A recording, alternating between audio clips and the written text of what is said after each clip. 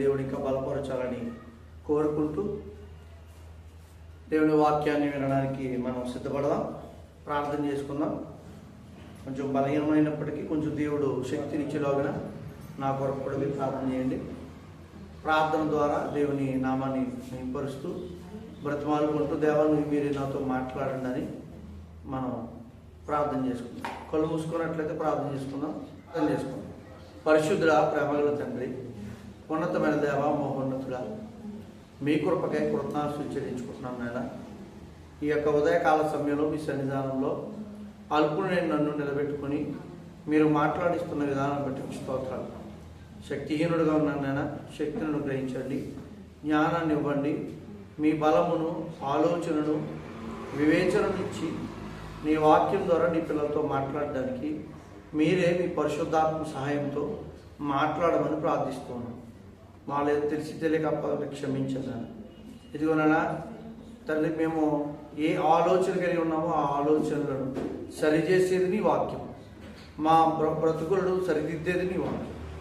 ఆ వాక్యాన్ని ఆలోచిస్తూ ఉండగా మీరే తేటగా మాట్లాడబోతున్నారని నమ్ముచు ప్రార్థన క్రీస్తు ప్రయత్నించిన ప్రారంభించున్నాము తండ్రి, ఆమేన్.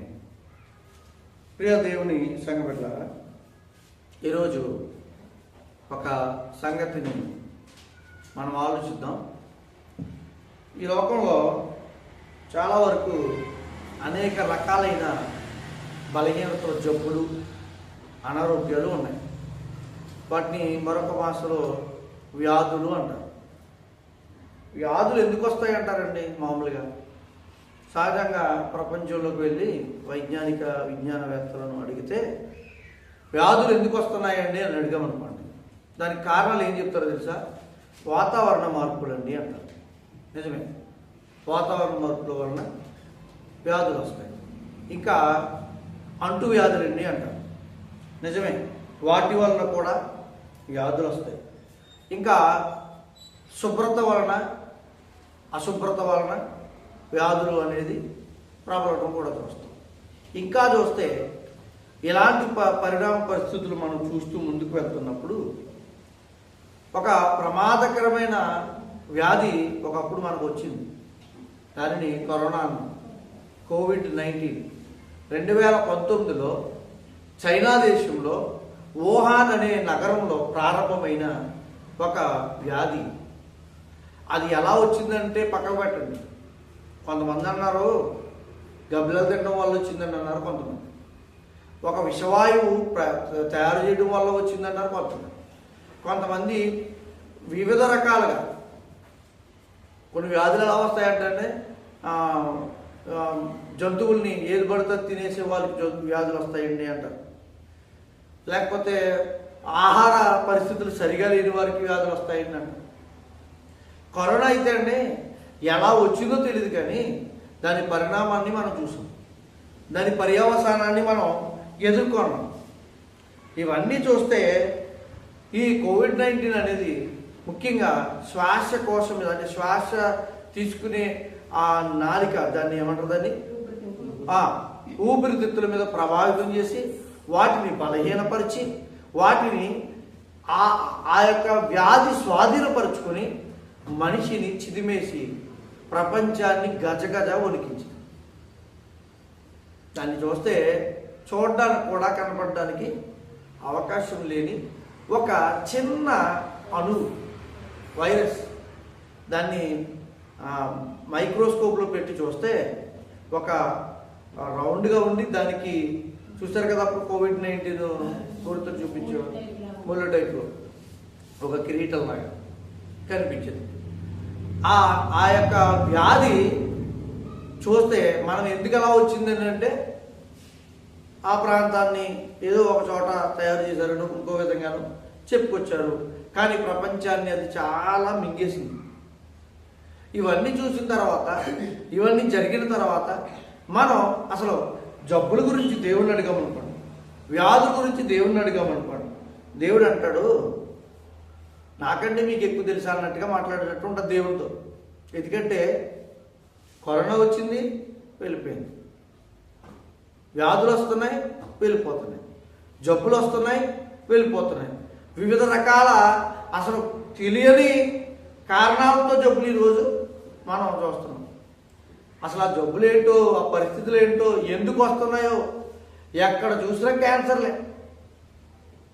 ఒకరికి బ్రెయిన్ క్యాన్సర్ అంటున్నారు, ఒకరికి పొట్ట క్యాన్సర్ అంటున్నారు, ఒకరికి లివర్ క్యాన్సర్ అంటున్నారు, ఒకరికి కిడ్నీ క్యాన్సర్ అంటున్నారు, ఒకరికి కాలు క్యాన్సర్ అంటున్నారు, ఒకరు రక్త క్యాన్సర్ అంటున్నారు. బా ఏంటండి క్యాన్సర్లు ఎందుకు ఇలా వస్తున్నాయి?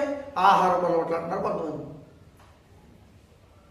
ఏంటండి ఇలాంటి పరిస్థితులు వస్తున్నప్పుడు మనం దేవుడి దగ్గరికి వెళ్ళి అడిగామనుకోండి, దేవుని వాక్యం ద్వారా కొన్ని సంగతులు మనకు తెలియజేస్తాడు. అసలు ఇవి ఎందుకు వస్తున్నాయి వ్యాధులు అని మొదటగా ఒక విషయాన్ని చూసుకుని ముందుకు వెళ్దాం. ఎందుకంటే దేవుడు చెప్పే సంగతులు ఇంకా లోతైనవి, ప్రపంచం చెప్పని సంగతులు దేవుడు చెప్పగలడు. ఈ వ్యాధులు ఎందుకు వస్తున్నాయి అయ్యా అని అడిగితే దేవుడు ఒక మాట మాట్లాడతాడు. చూద్దాం. మొదటగా అసలు ఏ కారణాన్ని బట్టి వ్యాధులు ఈ లోకంలో ఉన్నాయి అని చూస్తే యోహాను సువార్త 11వ అధ్యాయము, యోహాను సువార్త 11వ అధ్యాయము 3-4 వచనాలు చదువుదాం. అతని అక్క చెల్లెండ్రు, ప్రభువా ఇదిగో నీవు ప్రేమించువాడు రోగి అయి ఉన్నాడని ఆయన యొద్దకు పంపిరి. యేసు అది విని ఈ వ్యాధి మరణము కొరకు వచ్చినది కాదు గాని. ఒకసారి ఇక్కడ వ్యాధి కనబడుతుంది. ఎవరికి వచ్చిందంటే లాజర్కి. అంతేనా? లాజర్కేనా? లాజర్కి ఒక వ్యాధి వచ్చింది. ఆ వ్యాధి ఎందుకు వచ్చిందయా అని దేవుడిని అడిగితే దేవుడు అంటున్నాడు అది మరణం కొరకు వచ్చేది కాదు. అంటే మరణం కొరకు రాని రోగం ఒకటి ఉందా? జాగ్రత్తగా గమనించండి. మరణం అంటే ఒక వ్యాధి వచ్చిందంటే మరణానికి వెళ్ళదు అనే వ్యాధి ఉందంటాడు ఇక్కడ దేవుడు. మామూలుగా లోకంలో చూస్తే షుగర్ ఉందనుకోండి, ఎక్కడికి వెళ్తుంది? షుగర్ ఎక్కడికి వెళ్తుంది? తీసుకుని మనల్ని షుగర్ ఎక్కువైపోతుందండి, ఏం చేస్తారు? హాస్పిటల్కి వెళ్తారు. షుగర్ ఎక్కువైపోయింది, తర్వాత ఏం జరుగుతుంది? చచ్చిపోతారండి. బీపీ ఉందండి, బీపీ ఎక్కడ తీసుకెళ్తుంది? బీపీ ఎక్కువైపోయింది అనుకోండి, మన సురేష్ గారు కంగారు అయిపోయారు కదా అమ్మా, కంగారు అయిపోయారా అంటే ఆ వ్యాధి ఎక్కడ తీసుకుపోద్దంటే మరణాన్ని తీసుకుపోద్దేమో, చనిపోతానేమో. ప్రతి వ్యాధి కూడా భయాన్ని కలిగించే విధంగా ఉంటుంది. కానీ దేవుడు అంటున్న మాట ఏంటి? అది మరణానికి నడిపించే వ్యాధి కాదయ్యా అంటున్నాడు. ఇక్కడ చూస్తే లాజరుకు వచ్చిన వ్యాధి చాలా పెద్దదే, బలహీనమైన పరిచేదే. కానీ అంటాడు దేవుడు ఇది చనిపోవడం వచ్చిన వ్యాధి కాదు. అయితే భూమి మీద ఉన్న మనుషులకు కొంతమందికి వస్తున్న వ్యాధులు మరణించడానికి వచ్చే వ్యాధులు కాదన్నమాట అని అనుకోవచ్చు ఈ మాటను బట్టి. మరి ఎందుకు వస్తున్నాయి అని దేవుని అడిగితే కింద చదవాలి. దేవుని కుమారుడు దాని వలన మహిమపరచబడు నిమిత్తం దేవుని మహిమ కొరకు. సరిపోతా? అర్థమైందా? ఎందుకు వచ్చిందని అడిగితే ఏమన్నాడు యేసుక్రీస్తు వారు? దేవుని కుమారుడు ప్రజలకి అవ్వబడు నిమిత్తం దేవుడు ఈ వ్యాధి ద్వారా దేవుడు తగ్గించాడు, ఈ వ్యాధిని తీసివేశాడు, నన్ను రక్షించిన దేవుడు నా దేవుడు అని చెప్పడానికంట, ఆయన మహిమపరచడానికంట ఆ వ్యాధి వచ్చిందంట. అర్థమైందా? ఒక వ్యాధి రావడానికి కారణాలు వెతుకుతున్నాం మనం.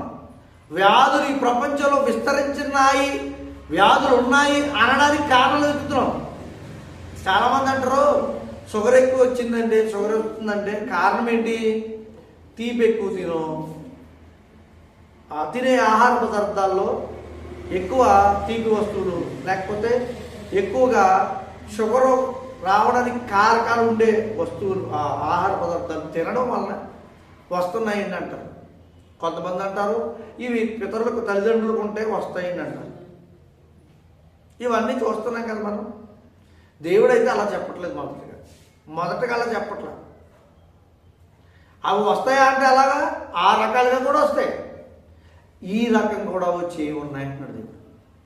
ఒకసారి అదే యోహాను సువార్త 9వ అధ్యాయము 3వ వచనం చదువుదామా.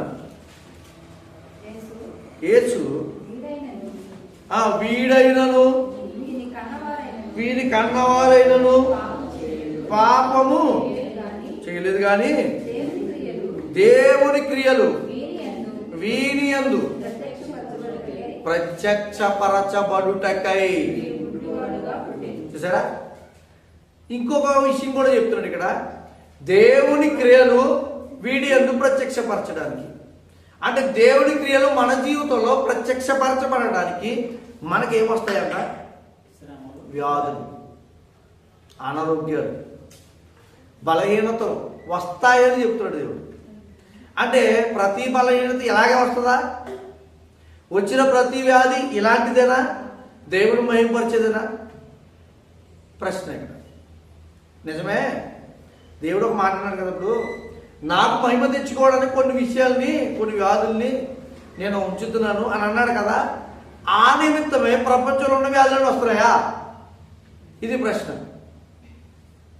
ముందుకు చూస్తే ఇంకా వింటే ఏ నిమిత్తం వస్తున్నాయో మనకు అర్థమైపోతుంది. మొదటిగా మహిమపరచడానికి వచ్చే వ్యాధులు, బాధలు, బలహీనతలు ఉన్నాయన్నమాట భూమి మీద. మనం ఏమనుకోవాలైతే ఈ వ్యాధి వచ్చిందంటే ఒకవేళ ఒక కోణంలో ఆలోచించాలి. ఇంకా కోణంలో ఉన్నాయి, ఆ కోణంలో కూడా మీరు ఆలోచించవచ్చే.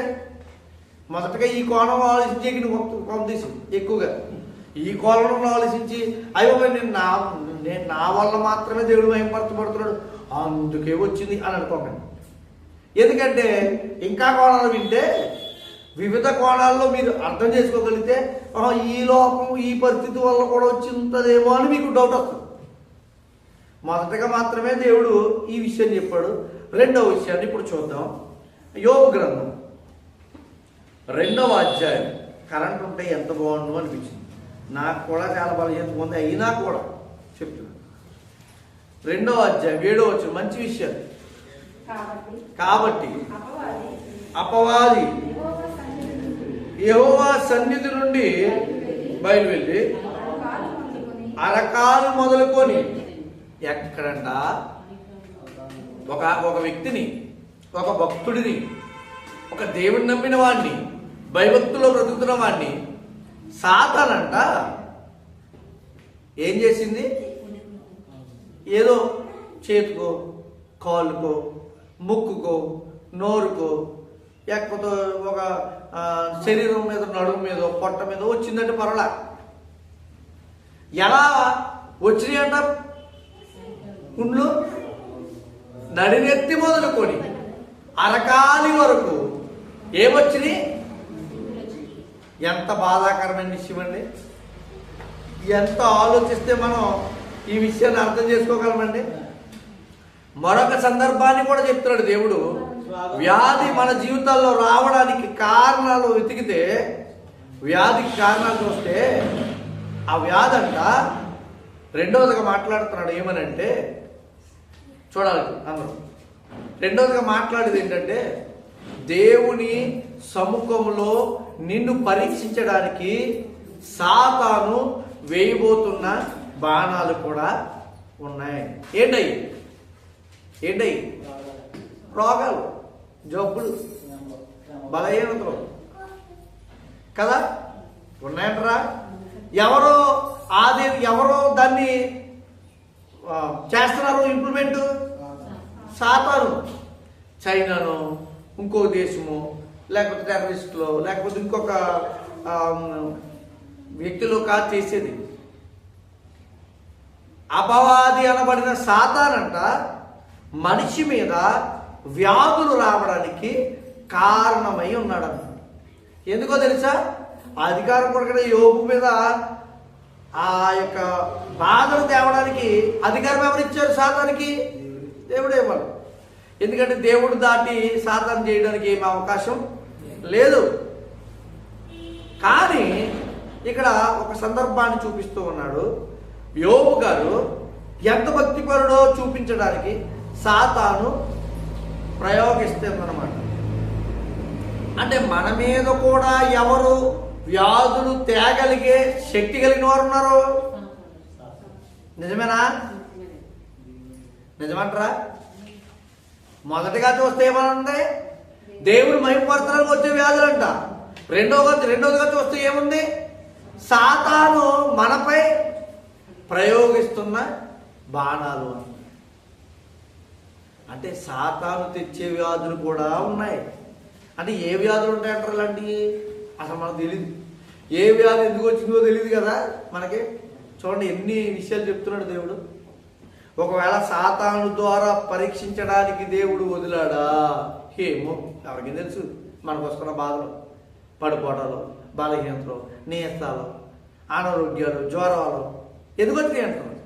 కరోనాలు, టైఫాయిడ్లు, మలేరియాలు, చిన్న దోమ కుడితే వచ్చే జ్వరాలు ఎందుకు వచ్చినాయండి? అంటే సాతాను డెంగ్యూ దోమని గెంటుతున్నాడు అనమాట. అంతే కదా. చెప్పలేమండి ఎలాంటి పరిస్థితులు రప్పిస్తున్నాడో. చూద్దాం. ఇది రెండు విషయాలు జరిగినాం మనం.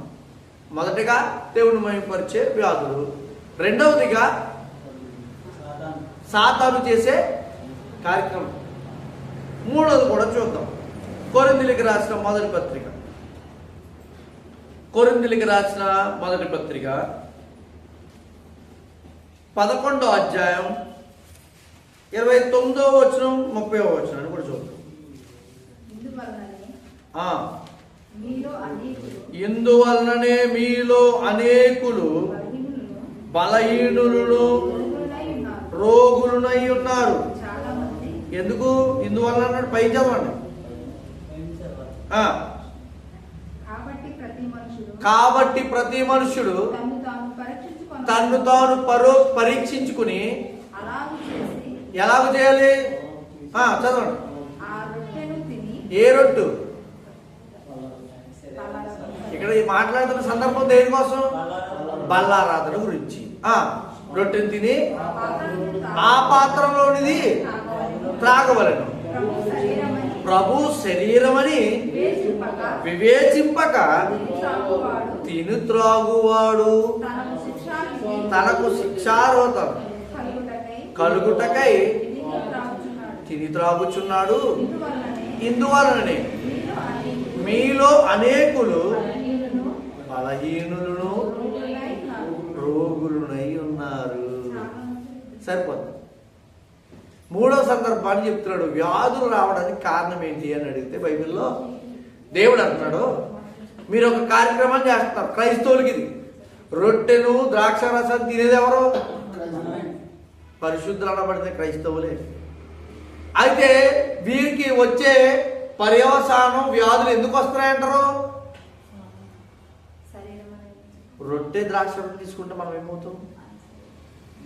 పరిశుద్ధులు అవుతాం. మరి పరిశుద్ధులు కూడా అనారోగ్యాలు రావడం ఏంటి? కారణం ఏంటి చెప్పనా? వివేచింపగా తీసుకుంటున్నారు. తీసుకునేటప్పుడు దాన్ని ఎలా తీసుకోవట్లేదు తెలుసా? ఏదో రొట్టి ఎవరో పాస్టర్ గారు తీసుకొచ్చారు. పాస్టర్ గారు వెళ్ళి పిండి పట్టుకొచ్చారు. దాన్ని నలిపి ఆశీర్వాదను లేకపోతే ఇంకోటను ఆ రకాల పిండి పట్టుకొచ్చి అది పిసికి దాన్ని రొట్టి చేసి కాల్చుకుని పట్టుకొచ్చారు. తింటున్నాను. అక్కడ ఏదో కిసాన్ బాటిలను ద్రాక్ష రసం లేకపోతే ఇంకొక కంపెనీ నుంచో ద్రాక్ష రసం పట్టుకొచ్చారు. అది గ్రేప్ జ్యూస్ అంట. అది దాంట్లో నీళ్ళు కలిపిస్తున్నారు. అది తాగుతున్నాం. ఏముంది అని వివేచించకుండా తాగితేనంట ఏమొస్తాయి? జబ్బులు. అనేకులు మీలో రోగులు. రోగులు అంటే రోగం వచ్చాడు. రోగాన్ని ఇంకో భాషలో ఏమంటారు? వ్యాధి. వ్యాధిని జబ్బులు అంటారు. చూసారా ఎందుకు వస్తున్నాయంట? అంటే మొదటి పాయింట్ అటు కూర్చున్నాం అనుకోండి, మనం ఈ పాయింట్లో దెబ్బతినేస్తాం. అంటే చాలామంది ఇక్కడ కూడా అంటే తమకిష్టానుసారంగా జీవిస్తూ ఉంటారు. ఇక్కడికి వచ్చి వాటిలో పెట్టేస్తారు. తమ బ్రతుకులు లోకానుసారంగా జీవిస్తూ ఉంటారు. చేయి పట్టుకొచ్చి ఎక్కడ పెట్టేస్తారు? బల్లారాధనలో పెట్టేస్తారు. పెట్టకూడదు అన్నాడు. అంటే ఇది చాలా జాగ్రత్త వహించాల్సిన పనే. ఏది? బల్లారకి అమ్మ బాబోయ్ అంటే మాకు జబ్బులు వస్తున్నాయి, బలహీనతలు వస్తున్నాయి అంటే మీతో మనం కూడా ఆలోచించుకోవాలి. ఏమని? జాగ్రత్త వహించుకోవాలి మనం. ఒకవేళ దేనివల్ల వచ్చిందో అని అనుకుంటే, ఒకవేళ దీనివల్ల వచ్చింది అనుకోండి, ఇది ఏ ప్రయోజనం మనకి, మన జీవితానికి నాశనం నడిపించేది. ఒకవేళ ఎలా వస్తే, అందుకే అంటున్నాడు దేవుడు, ఎలా వ్యాధులు పట్టి నువ్వు పీడింపబడుతున్నావో జాగ్రత్త. కొంతమంది చూస్తాంటే వ్యాధులు కొని తెచ్చుకుంటారు. కొని తెచ్చుకోవడం ఏంటి? ఏదో బలహీనత వచ్చిందండి, ఆ బలహీనత ట్యాబ్లెట్లు వాడాలండి, దీర్ఘకాలిక వ్యాధి అండి, షుగర్ అండి, బీపీ అండి, థైరాయిడ్ అండి, ఇంకోటి అండి. ఏం చేయాలి? డైలీ ఒక ట్యాబ్లెట్ వేసుకోవాలి. నేను వేసుకోనంటాను, నాకు అవసరం లేదంటారు. ఏమవుతుంది తర్వాత? ఆ జబ్బు ఊరుకుంటుందా? పెరిగి ఎవరు తప్పంటారు? అది వాళ్ళదే. అంతేగాని మళ్ళీ తట్టుకొచ్చి ఆ జబ్బులు అట్టుకొచ్చి వీటిల్లో కలపండి, ఈ అన్నింటిలో కలిపేకి పంపదీసి. ఎందుకంటే ఒక టైంలో ఆహారం తినకుండా సరైన పౌష్టికారం అందకపోతే ఈ వ్యాధులు వస్తున్నాయి, వివిధ రకాల వ్యాధులు. వాటి ద్వారా ఒకరు బాగా తినేసి వచ్చే వ్యాధి ఉంది, ఒకరు తినకుండా ఉండే వచ్చే వ్యాధి ఉంది. బాబ్బా, ఏం వ్యాధులు అండి! బాగా తినేస్తే షుగర్ వస్తుంది, ఉప్పు ఎక్కువ తినేస్తే బీపీ వస్తుంది, అసలు తినకుండా ఉంటే థైరాయిడ్ వస్తుంది, రాదా? ఏంటి పరిస్థితులు, ఏంటి కారణాలు, ఏంటిది పరిస్థితి? మనం అంటే సమయానికి తినక, లేకపోతే ఇంకో విధాలుగా దేవునికి వల్ల మాత్రమే మనకు వచ్చేసి అనుకోకూడదంట.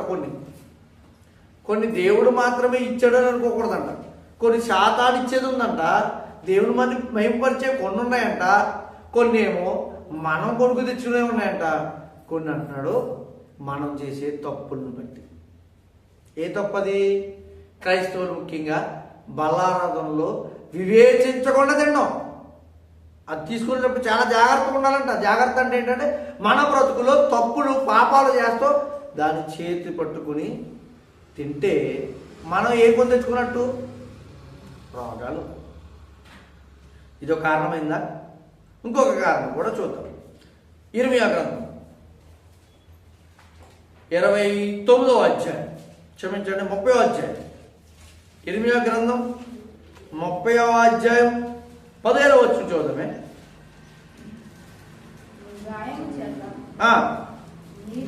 నీవు అణచదవేమి? నీకు కలిగిన భక్తి, నీకు కలిగిన నొప్పి నివారణ కాదు. నీ పాపము విస్తరించినందున నీ దోషమును బట్టి నేను నిన్ను. దేని బట్టి వచ్చింది ఇది? పాపాలు చేస్తే. పాపాలు చేస్తే వచ్చే రోగాలండి. శరీరం చేసే పాపం ఒకటి ఉంది. ఏంటో పాపం? వ్యభిచారం. ఏమవుతుంది దానివల్ల? ఎయిడ్స్. పాపం పక్క పెట్టిన తర్వాత పాపం ఎలాగొస్తుంది? జబ్బు గురించి మాట్లాడుతుంది. ఎయిడ్స్ వస్తుంది.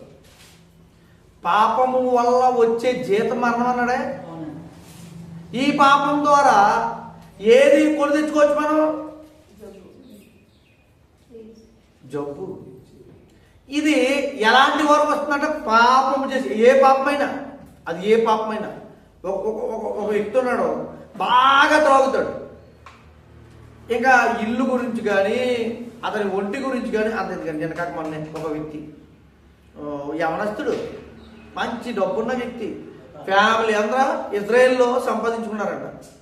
ఆ అబ్బాయి కొంతకాలమైంది వచ్చి, కరోనా టైంకి ఇప్పుడు మందుకు అలవాటు అయిపోయాడు. ఈ మద్యానికి బానిస అయిపోయాడు. ఫోటో చూస్తే ఇంత లావు చైన్లు ఉన్నాయి అతనికి. అతను విమర్శించట్లేదు కానీ విషయం చెప్తున్నాను మీకు.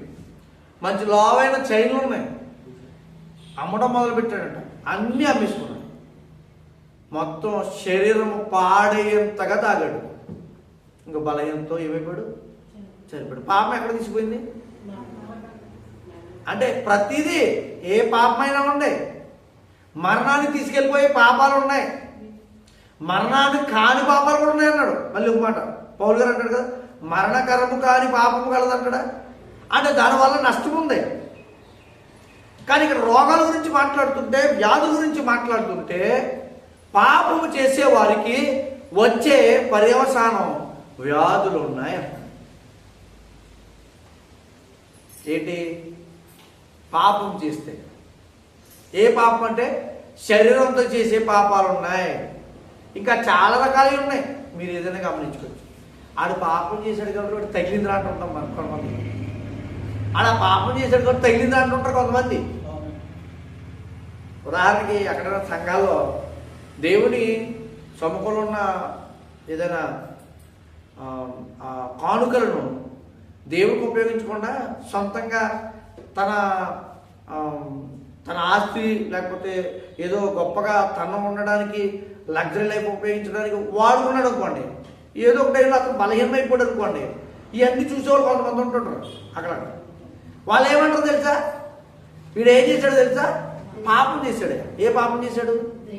దేవుని సొమ్మును ఏం చేయబడ్డాడు? లాస్ట్కి కాలు పడిపోయిందో, చెయ్యి పడిపోయిందో. నేను విన్నానండి ఒక చోట సంఘ పెద్దలో వచ్చిన కానుకల్ని ఒక ప్లాస్టిక్ డబ్బాలు వేస్తే మళ్ళీ వచ్చే వరకు కూడా కనబడే కాదండి.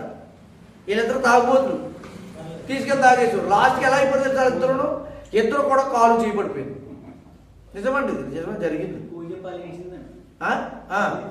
అది దేవుడి ఎప్పుడు కూడా పాపము చేస్తే మనం వ్యాధులు కొని తెచ్చుకునే అవకాశం ఎక్కడుంది తెలుసా? మన చేతుల్లో ఉంది.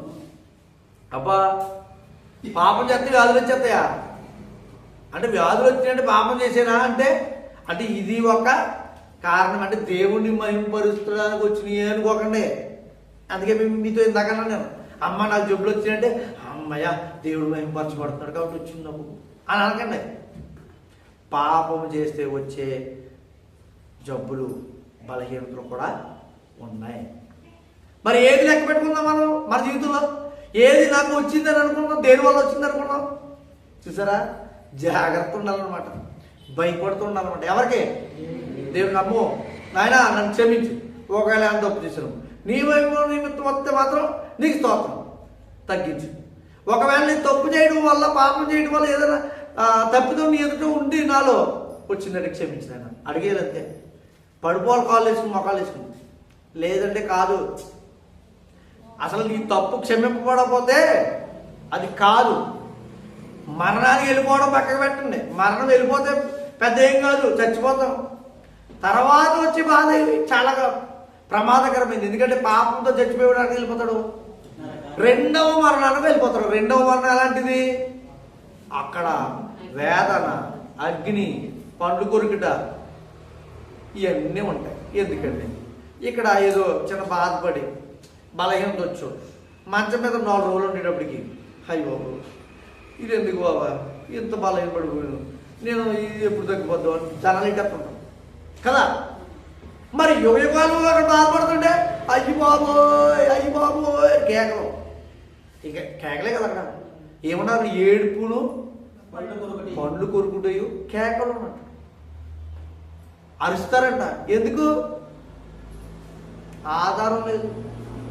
ఆ బాధలోకి వెళ్ళిపోకుండా ఉండాలంటే మనం ఏం చేయాలి? పాపము చేయకుండా దేవుడికి ఇష్టడై బ్రతకడం మన జీవితానికి దేవుడిచ్చే గొప్ప ధన్యత. ఒకవేళ అలా బ్రతుకుతున్నా వస్తున్నాయి ఏదైనా వ్యాధులు అంటే నువ్వు వాటిని కేర్ చేయాల్సిన అవసరం లేదు. అది మనకు అర్థమైపోతుంది. ఎంతో కొంత అర్థమవుతుందండి. నేను ఈ పని చేశాను కాబట్టి వచ్చి ఉండొచ్చేమో అని మనకు అర్థమైపోతుంది. ఇంకా వ్యాధుల గురించి వస్తే ఇదే విషయంలో పాపము వల్ల ఒకసారి ఒక మాట మాట్లాడుతూ చూడండి. మార్కు సువార్త. పాపం వల్ల ఒక వ్యక్తికి వ్యాధి వచ్చింది అని చెప్తుంటాడు యేసుక్రీస్తు. మార్కు సువార్త కొత్త నిబంధన ఉంటాయి 2వ అధ్యాయం. మార్కు సువార్త 2వ అధ్యాయము 5వ వచనాన్ని చదువుదాం. యేసు ఎవరు విశ్వాసం అంటే కొంతమంది పక్షవాయువు కలిగిన వాడిని మంచం మీద తీసుకుని వచ్చి ఆ ఇంటి మీదకి ఎక్కారు, కప్పు మీద అన్ని తీసేసి కిందకి దించారండి. వారి విశ్వాసం చూశాడు ఎవరు? యేసుక్రీస్తు. ఏమంటున్నాడు? చూచి కుమారుడా అదేంటి ఎవరిని?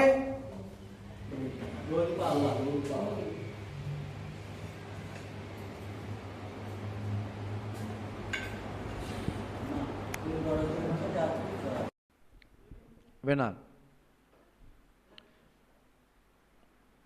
మొదటగా మనం చూసింది ఏంటంటే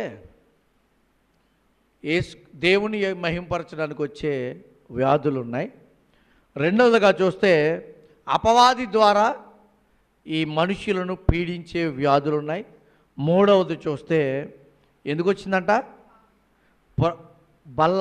బల్లారథంలో సరిగా మనం ఉండకుండా చేతులుంచే వారికి అనారోగ్యాలు వస్తాయి. నాలుగవది చూస్తే మన పాపముల గురించి మనకు వచ్చేది ఏంటంట? అనారోగ్యాలు వస్తాయంట. అక్కడ ఏమన్నాడు ఆయన? యేసుక్రీస్తు వారు ఆ రోగితో ఏమన్నాడు? చదవండి మళ్ళీ. యేసు ఆ తీసుకొచ్చిన వాళ్ళ విశ్వాసం చూసి, కుమారుడా నీ పాపములు, వాళ్ళని చూసి అన్నాడు. ఎవరితో అన్నాడు? ఎవరైతే రోగంతో బాధపడి మంచం మీద ఉన్నాడో ఆ వ్యక్తితో ఏం మాట్లాడుతున్నాడో తెలుసా? నిన్ను స్వస్థపరుస్తున్న లేగు అని అనలే. ఎందుకని? గమనించండి. అక్కడ నీ పాపములు క్షమింపబడి ఉన్నవి అంటే పాపము చేయటం వల్ల అతనికి ఏమొచ్చి ఉన్నది మీకు అర్థమైంది. నేను ఇంతకుముందు చెప్పాను, సన్నిధానంలో కొంతమంది ఇలాగ డబ్బులు తీసుకుని దాచుకుని తాగేశారండి, తర్వాత కాళ్ళు చేయిలు పడిపోయినాయండి. అది ఎందుకు నిమిత్తం వచ్చిందో మనకు అనవసరం, ఈ వాక్యాన్ని బట్టి చూస్తే ఇలా వచ్చిందేమో అనిపిస్తుంది మనకి అని అన్నానా? అలాగే తీసుకొచ్చారేమో, ఇతన్ని ఏదో పాపం చేశాడేమో, పాపము ద్వారా మరణకరమైన వ్యాధి కలిగి వచ్చాడు. ఆ పాపమును యేసుక్రీస్తు వారు ఏం చేశారు తెలుసా? క్షమించారు. అంటే పాపము ద్వారా కూడా ఏమొస్తాయి? వ్యాధులు, రోగాలు వస్తాయి. ఇంకా ఎలా వస్తాయి? అబ్బా ఇంకా ఉన్నాయా కారణాలు? సరిపోవు ఈ కారణాలు? దేవుణ్ణి అడిగితే బోల్డ్ కారణాలు చెప్తాడు. అసలు ఈ కారణాలు ఎందుకు వచ్చిందో మనం గజగజ వనకూడదు తప్ప ఏం చేయలేం. అంతేనా? మనకు వచ్చే బాధలు, వ్యాధులు కరోనా అయి ఉండొచ్చు, డెంగ్యూ అయి ఉండొచ్చు, టైఫాయిడ్ అయి ఉండొచ్చు, ఇంకోటి అయి ఉండొచ్చు. ఎందుకు వచ్చిందా అంటే హీట్ ఎక్కువ తినేస్తున్నాను, వేడి తినేస్తున్నాను కాబట్టి వచ్చేసిందండి మూలశంకం అంటారు కొంతమంది. లేకపోతే ఎక్కువ తాగేస్తున్నారు కాబట్టి లివర్ పాడైపోయిందండి, తప్పే. ఇలాంటి కిడ్నీలు పాడైపోయినాయండి. ఎందుకు కిడ్నీలు పాడైపోయినాయి? ఏం తాగుడు తాగుతా లేదండి, ఆడు తాగడం. ఒక వ్యక్తి మొన్న మధ్యన తాగడం, బయట తిండిలు తినడం, ఇంకొక చెడు వ్యసనాలు ఏం లేవు. విషయం ఏంటో తెలుసా? రోజు మాత్రం పాలు ప్యాకెట్ తెచ్చుకుని ఆ పాలుని కాచుకుని తాగేవాడంట. ఆ పాలలో ఏదో కలిసింది, అది అతన్ని పాడు చేసేసి మంచం పట్టి క్యాన్సర్ వచ్చేసిందంట. అసలు ఈ క్యాన్సర్ రావడం ఏంటంటే అందరూ ఆశ్చర్యం. ఎందుకంటే బయట తిండిలు తినడం ఆరోగ్యకరంగా.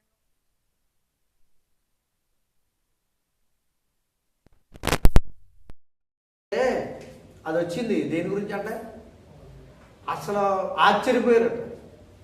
అలా ఉన్నాయి పరిస్థితులు. పాపము అంటే ఈ చిన్న విషయాల గురించే, ఏదో పాల ప్యాకెట్ గురించే ఇలా వ్యాధులు వచ్చేసినాయి అంటే మనం చేసే తప్పిదములు, పాపములు మనల్ని ఇంకెంత బాధ పెడతాయి? ఉంటుందా? తెలిసి చేశాడు అతను, కానీ దాని నుంచి విడిపింపబడవచ్చు. కానీ తెలిసి చేస్తున్న పాపాల గురించి ఒకవేళ మనం ఏమన్నా ఎప్పుడైనా తెలిసి చేస్తున్నారేమో, ఎవరైనా తెలిసి అక్కడ పడిపోతున్నామేమో, తెలిసి దాని వైపే వెళ్ళిపోతున్నామేమో. ఈరోజు మనకు చెప్తున్నాడు, బలహీనతల బారిన పడకుండా మీరు ఉండాలంటే ఏం చేయాలి? పాపము చేయక బ్రతకాలంట. ఎన్ని పాయింట్లు చూసాం? 4 పాయింట్లు. ఇంకోటి చూద్దామా? మరొకటి 2 రాజుల 2వ గ్రంథం. రాజుల 2వ గ్రంథం. ఇప్పుడు అప్పుడప్పుడు మనం అంటుంటాం ఈ మాట, ఏ మాటో చెప్తాను. 5వ అధ్యాయం 26వ వచనం. రాజుల 2వ గ్రంథం 5వ అధ్యాయం 26వ వచనం. అంతటి ఎలీషా వానితో ఆ మనుషులు తన రథము దిగి నిన్ను ఎదుర్కొనుటకు తిరిగి వచ్చినప్పుడు నా మనసు నీతో కూడా రాలేదా? ఎవరో గెహాజీ గురించి మాట్లాడుతున్నాడు ఎలీషా గారు. ఏమని? ఇక్కడ జరిగిన సందర్భం మీకు చాలా వరకు తెలుసు, సింపుల్గా వివరిస్తాను చూడండి. ఒక వ్యక్తి ఉన్నాడు, ఎవరైనా ఎలీషా. ఎలీషా దగ్గరికి ఒక సైన్యాధిపతి వచ్చాడు. ఆయన పేరు గెహాజీ కాదు, ఏం పేరు? ఆయన పేరు చదవడం ఉంటుంది,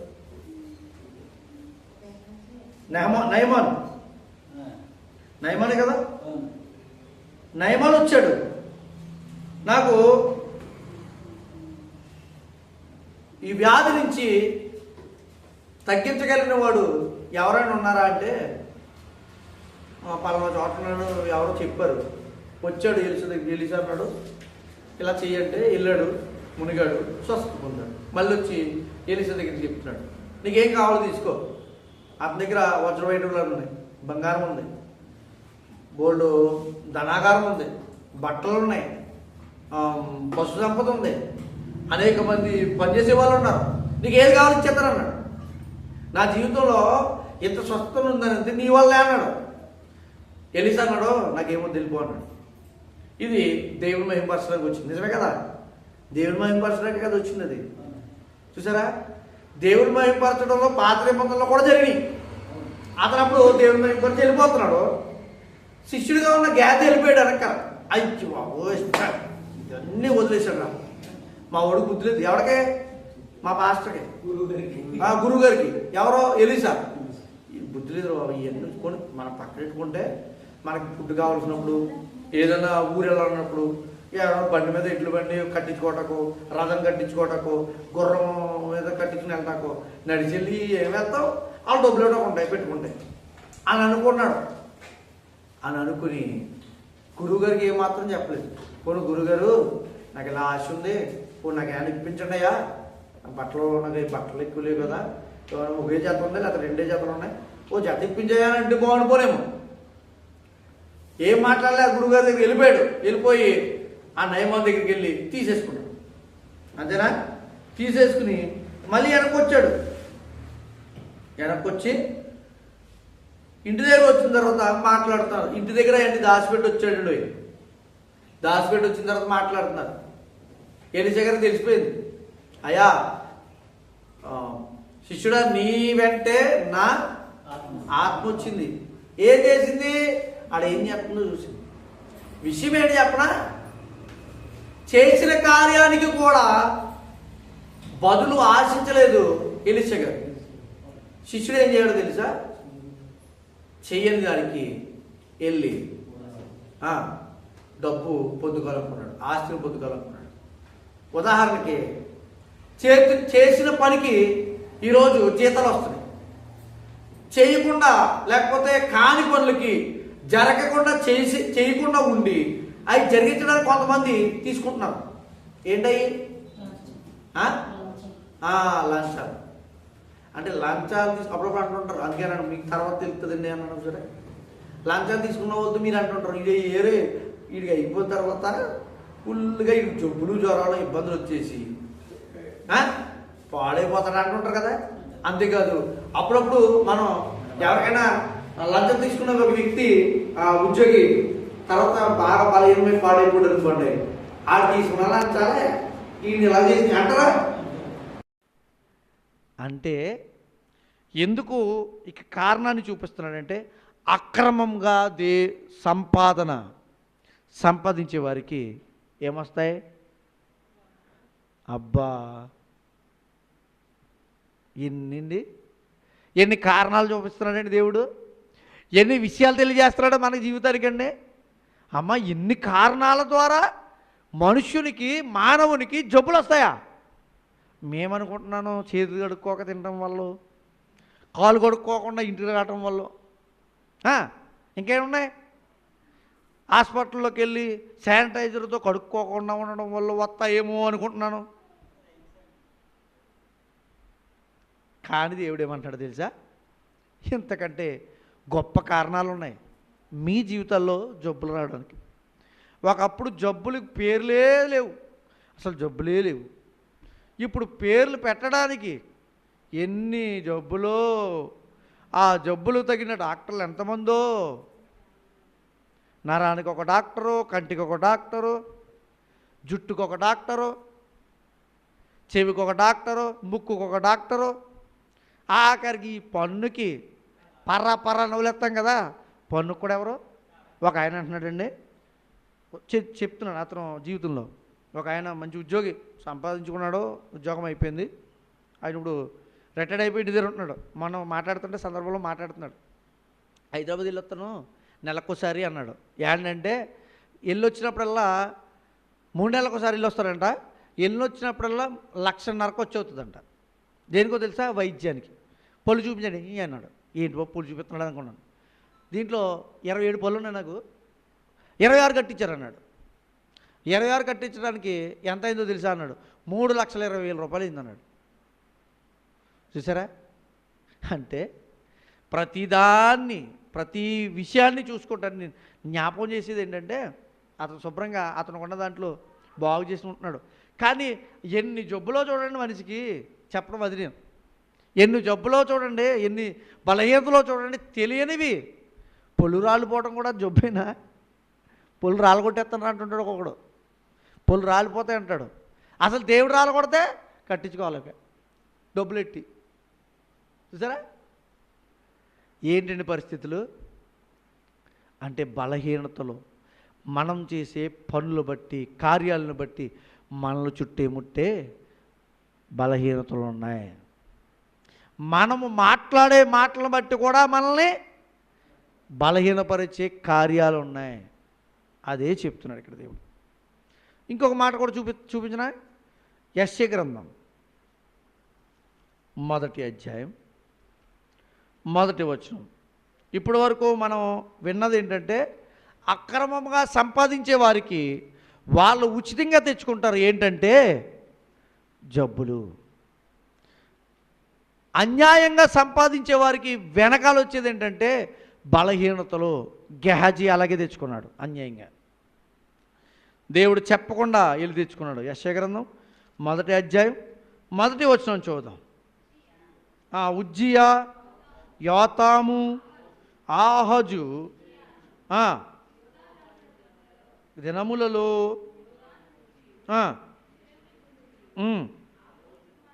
ఆమోస్ కుమారులకు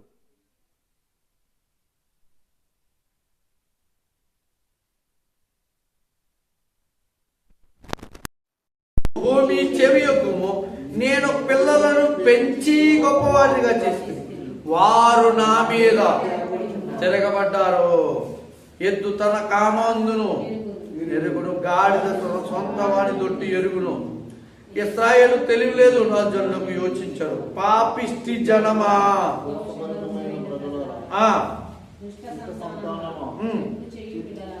చూడండి 5వ వచనం.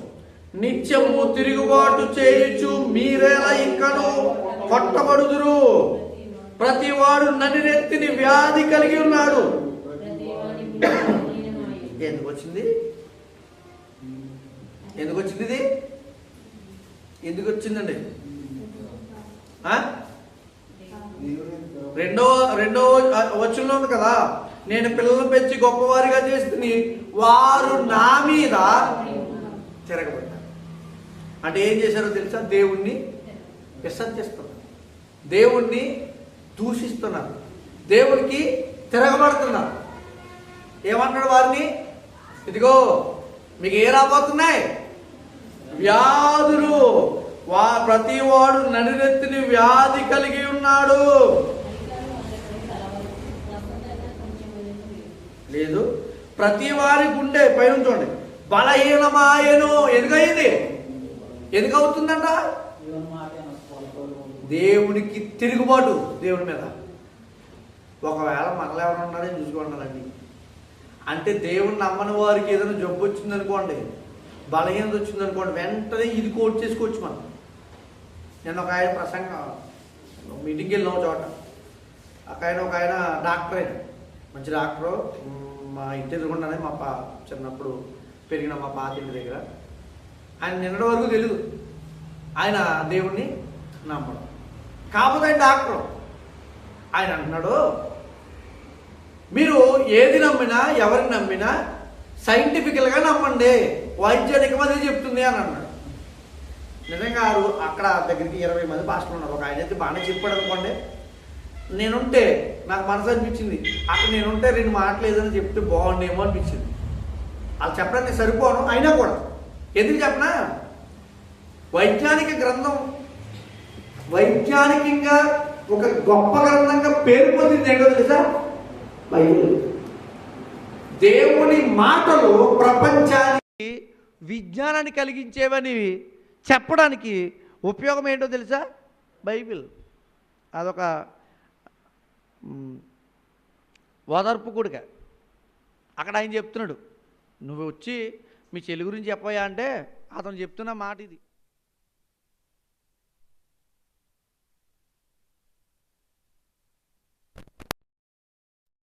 బాగా చెప్పాడు అనుకోండి ఆయన.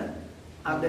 నేనైతే ఏమన్నా తెలుసా, అసలు మొట్టమొదటి మత్తు మందు కొనుక్కున్న వ్యక్తి ఏమన్నాడా నువ్వు? ఎందుకని? ఎవరైనా ఆయన పేరేంటి? మత్తు మందు కొనుక్కున్న వ్యక్తి జాన్ సిప్సమ్. ఆయన రాసింది ఏమన్నా తెలుసా? నువ్వు మత్తు మందు ఎలా కొనుక్కున్నావు అంటే, నన్ను బైబిల్ ప్రేరేపించింది. ఎలా ప్రేరేపించింది? ఆదాముకు గాఢ నిద్ర కలిగింది.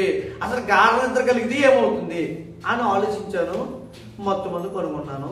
అప్పుడు నిద్రపుచ్చి పీకెత్తున్నాను, శుభ్రం కోసేస్తున్నాను అని అన్నాడు. అర్థమైందా? మరి ఆయన స్వయంగా చెప్పాడు, ఇంత వైజ్ఞానికం బైబిల్లో ఉంది అని చెప్తామనిపించింది నాకు. కానీ అక్కడ చెప్పలేమనుకోండి, ఎందుకంటే అతిశయం అయిపోతాడు. అలాంటి విషయాలు డైరెక్ట్గా చెప్పకపోయినా వాక్యంతో చెప్పవచ్చు, అవకాశం దొరికితే. ఆ సభ లాంటిది కాదు.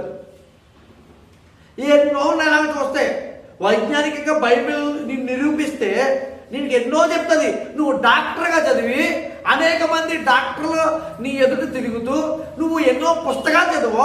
మనం అంత కూడా చదువుకోలేదు. మనం ఏం చదువుకున్నాం? ఇంటర్లో, 10థ్లో, డిగ్రీలు ఇయే. అతను డాక్టర్ చదివాడు, కొంతకాలం ప్రభుత్వ అధికారిగా హాస్పిటల్లో పనిచేశాడు, ఇప్పుడు రిటైర్డ్ అయిపోయాడు.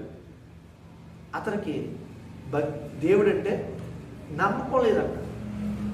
చాలా బాధ అనిపించింది. ఆయన ఎప్పుడో చూడలేదు. నాకు దగ్గర వ్యక్తే, బంధువులు కానీ ఇంటి ఎదురుకున్నానే. వాళ్ళ తోటి వారే మా తల్లిదండ్రులు, వాళ్ళతో తిరిగిన వారే. కానీ వాళ్ళు చదువుకుని మంచి ఉద్యోగాలు తెచ్చుకుని వాళ్ళు వెళ్ళిపోయారు. దేవుణ్ణి మహిమపరచకపోతే దేవుడు ఏమాత్రము అంటే విషయం ఏంటంటే అతను బలహీనపరచడం నేను అంటలా.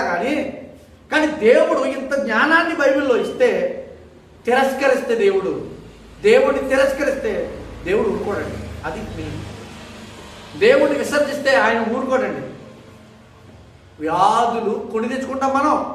ఆయన ఏం చేయకలా, నువ్వు వ్యాధితో సత్తావు, ఇంకోటి చేస్తావు, బుష్ అవి ఏం చెప్పడు ఆయన. ఏం చెప్పడు. కానీ ఏం జరుగుతుంది? మనమే తెచ్చుకుంటాం. ఎలాగా? మనం చేసే తప్పుడు పనులు ఏంటంటే దేవుణ్ణి లేడనడం, దేవుడి గురించి తప్పుగా మాట్లాడటం, దేవుడు ఇచ్చిన సంగతుల్ని మనం విశ్లేషించకపోవడం. నిజమే కదండి? ఎంతోమంది సైంటిస్టులు అండి, దాదాపుగా సగానికి సగం నాసా కేంద్రంలో సగానికి సగం సైంటిస్టులు దేవుణ్ణే నమ్ముతారు. సగం మంది లేవంటారు అనుకోండి, వాళ్ళు తీసేయండి. నాసా సైంటిస్టులు వైజ్ఞానికంగా శాస్త్రం అనేక మంది అండి. ఏది చూడు బైబిల్ ప్రేరేపించిన తత్వాలు, ప్రేరేపించిన ఎన్నో ఇన్నోవేషన్స్. అంటే ఇప్పుడు కరెంట్ ఉందండి, కనుగొన్నది ఆయన, బల్బును కనుగొన్నది థామస్ ఆల్వా కదా. ఆయన అడిగితే ఏమంటాడు? వెలుగు అనే మాట విషయం నన్ను ప్రేరేపించింది అని అన్నాడు. ఏంటి బైబిల్ ప్రేరేపిస్తే ఆయన బైబిల్ బోల్డ్ పోయి కూడా వేసుకున్నాడా? బైబిల్ ప్రేరేపిస్తే మొత్తం మంది కొనుక్కున్నాడా? బైబిల్ ప్రేరేపిస్తే ఆపరేషన్ చేసేసాడా? బైబిల్ ప్రేరేపిస్తే అసలు ఈ ఎముకల మీద ఉన్న ఏమన్నా ఈ ఎముకలు ఏమైనా ఇది అనుకోండి, కాళ్ళకి చేతులకి ఏం చేస్తారు చెప్పాలి, ఆపరేషన్ చేసి రాడ్లు వేసి చేస్తారు. ఈ గ్రిప్స్ ఉంటాయి, ఇక్కడ గ్రిప్స్ అంటారు. ఈ ఇరిగిన అనుకోండి ఏం చేస్తారు చెప్పాలి. ఎప్పుడైనా ఇక్కడ కొట్లేటు చూసారా మీరు? కొట్లు చేతులకి కాళ్ళకి వేసినట్టు కొట్లు ఇక్కడ చూసారా? ఇది ఇరిగిన వాళ్ళకి ఉంచరు. ఎందుకు చెప్పనా? ఇవి ఆటోమేటిక్గా అతుక్కుపోతాయి, ఆటోమేటిక్గా అవి కలిసిపోతాయి. దాని మీద పెరి ఆస్ట్రియం అనే ఒక ఇది ఉంటుందంట, ఏముంటుందండి, రసాయనం లాంటిది వీటి మీద, దానికి అదే కలిసిపోతుందంట. అందుకే దేవుడు ఏ ఎముక తీశాడు అంటే, ఒక ఆయన అన్నాడంట, ఆదాముకి ఎముక తీశాడు కదా, ఇప్పుడు మగవాళ్ళందరిలో ఒక ఎముక ఉండకూడదు అన్నాడంట. అప్పుడు విన్న వ్యక్తి ఎవరన్నాడంటే, ఆదాము శరీరం ఎక్కడ ఉందో ఎదుకు అక్కడ ఉండదు, అది స్కెలిటన్. ఆదాము అస్థిపంజరం ఎక్కడ ఉండదో ఎదుకు ఒకవేళ అక్కడ ఉండదో వీళ్ళకి ఎందుకు ఉండదు పిచ్చోడా అన్నాడు. ఎందుకంటే దేవుడు తీసింది ఎక్కడి నుంచి? ఆదాము నుంచి. ఎందుకు తీశాడు? ఒకవేళ అక్కడికి వెళ్ళి ఎదుగు దొరకదు మనకి. ఎందుకు? ఆదాములోకి వెళ్ళా, ఆదాము స్కెలిటన్లోకి వెళ్ళి ఎతికినా ఒక ఎముక లేకుండా ఉండదు, అన్నీ కలిసిపోయి ఉంటాయి. ఎందుకు? ఆ దేవుడికి తెలుసు కదా. ఇంత శాస్త్రీయ జ్ఞానాన్ని పెట్టుకుని దీంట్లో నమ్మడానికి, బైబిల్లో విషయాలు తెలియాలి, లేకపోతే జ్ఞానాన్ని నెత్తుకోవాలి. దేవుడు చెప్పే విషయాలు అసలు నువ్వు పరిశోధనే చేయలేదు, దేవుణ్ణి ఏదో విధంగా అంటే కరెక్టే, ఆయన చెప్పింది వైజ్ఞానికంగా నమ్మడం అన్నది కరెక్టే, కానీ ఆయన నమ్మకూడదు నా బాధ అంతే. ఎందుకంటే ఇంత వైజ్ఞానికమైన విషయాలు ఎన్నో బైబిల్లో చూస్తే దేవుడిని విసర్జిస్తే మాత్రం దేవుడు ఊరుకోడు, వారిని వదిలేస్తాడు. వారు ఏమైపోతారు? గాదులు, రోగాలు. లేవికాండ గ్రంథం 26:16 ఇంక ముగించేస్తాం. లేవికాండ గ్రంథం నిజంగా కరెంట్ ఉంటే ఈ మెసేజ్ ఎంత బాగుందో అనిపించింది. లేవికాండ గ్రంథం 26:16. ఎందుకంటే అండి వినే వాళ్ళకి ఈ సౌండ్స్ ఇవన్నీ వచ్చిననుకోండి, వినడం కొంచెం ఇబ్బంది అవుతుంది. 26:16 వచ్చిన చదువుతుంటా. లేవికాండ గ్రంథమేనా?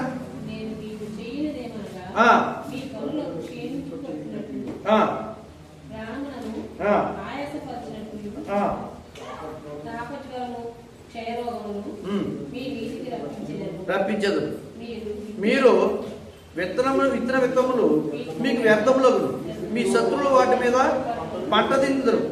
ఎందుకు ఏం చేస్తున్నారు? పైన మీరు చదివితే పైన చదువు. మీరు నా మాట వినక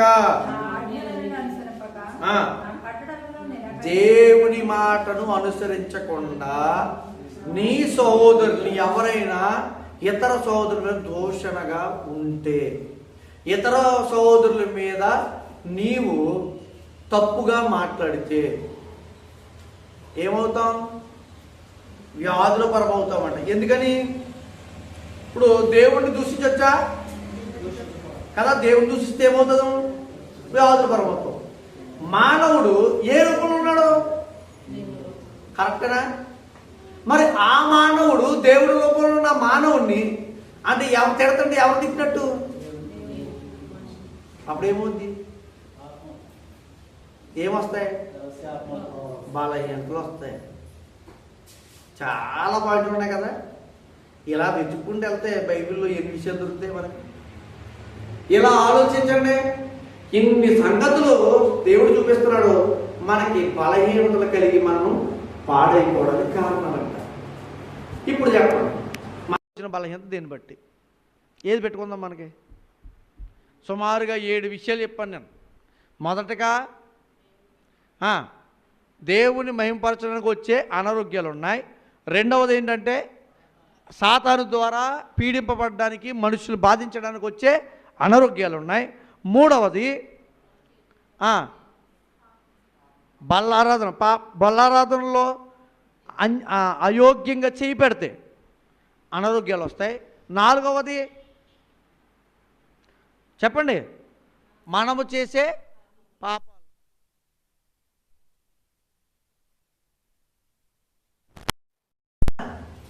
ఏం చేశాడు? అక్రమ సంపాదన. అక్రమ సంపాదన ద్వారా ఏం తెచ్చుకుంటాం? రోగాలు తెచ్చుకుంటాం. ఆరోదేంటి? దేవుణ్ణి విసర్జించడం ద్వారా.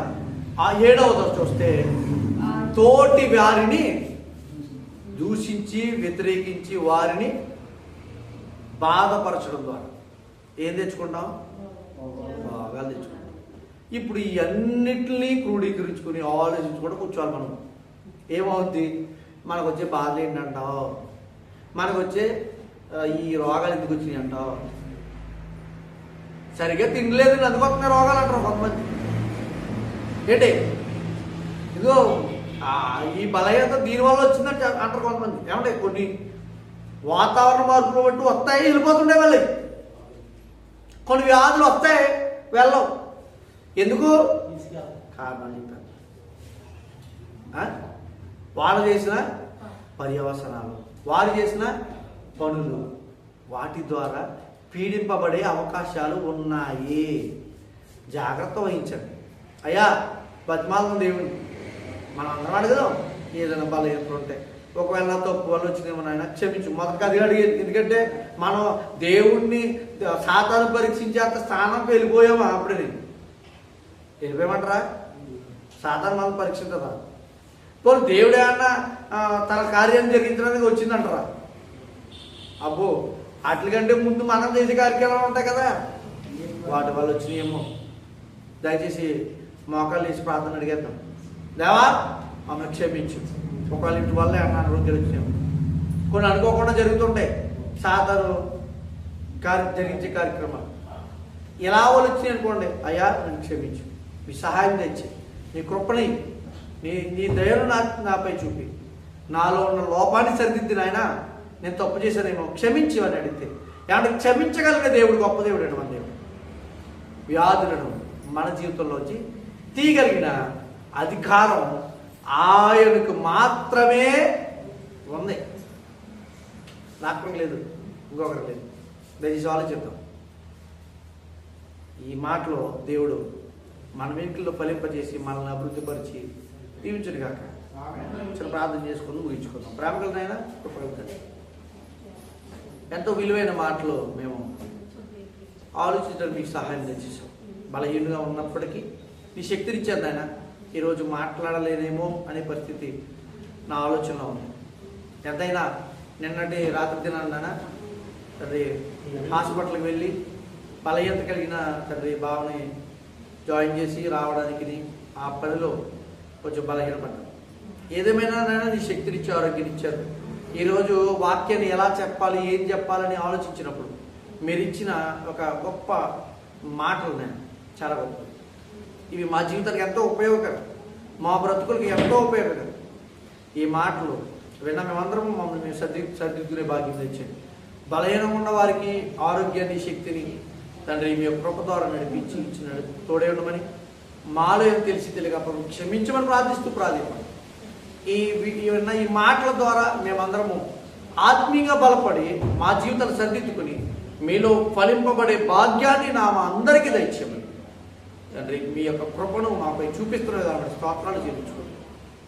మీ యొక్క పరిశుద్ధాత్మ సహాయంతో ఈ మాటలు మా యొక్క జీవితాల్లో భద్రపరిచి బలపరిచి మీరు మహిమ పొందుకోమని క్రీస్తులో అడిగిన పొందుకున్నామని నమ్ముచు అడిగి వేడుకు ప్రార్థిస్తున్నాము మా ప్రియ పరలోకపు తండ్రి. ఆమేన్.